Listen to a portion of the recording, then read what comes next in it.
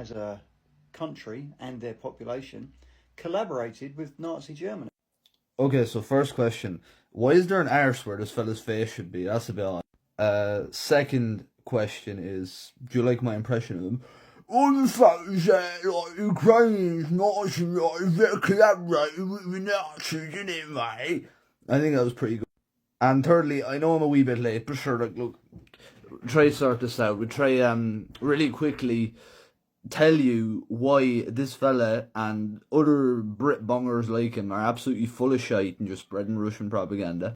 Yeah, during World War II, like, the most inconsiderable, minuscule amount of Ukrainians fought on the side of the Nazis compared to Russians that had millions upon millions of troops in Nazi battalions such as, well, they weren't necessarily Nazi battalions, like they were in the Wehrmacht, but it'd be things including but not limited. The Russian Liberation Army, the Russian National Liberation Army, the First Russian Army, the Committee of the Freedom of Peoples of Russia, the Russian Corps, and like so on and so forth.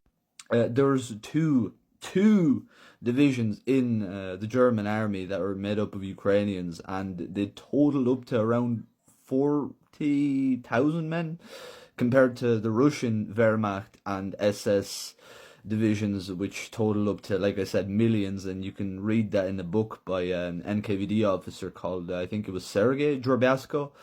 He wrote a book called Under the Enemy's Banner, where he listed all the divisions, all the national divisions of ethnic groups of the USSR. That's the first thing that this absolute pineapple of a head doesn't understand. The second thing is, 7 million Ukrainians died in the Soviet army. They were the largest ethnic group that composed the casualties of the Soviet army. Russians did not fucking fight in World War II, contrary to popular belief. Most Russians in World War II were either in fucking Nazi battalions or they're in NKVD blocking detachments that fucking killed people that retreated.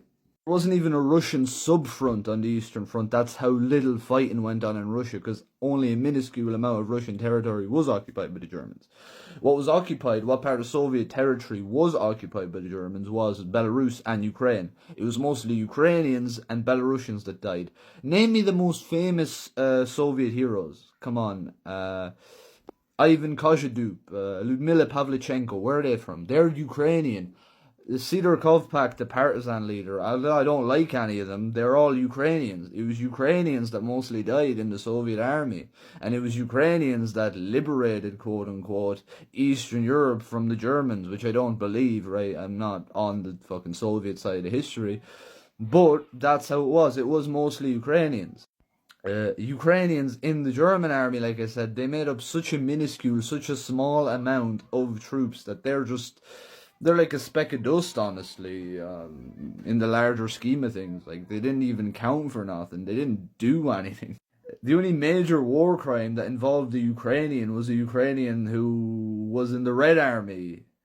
It was Vasura who did the Hatyn massacre and was persecuted by his own.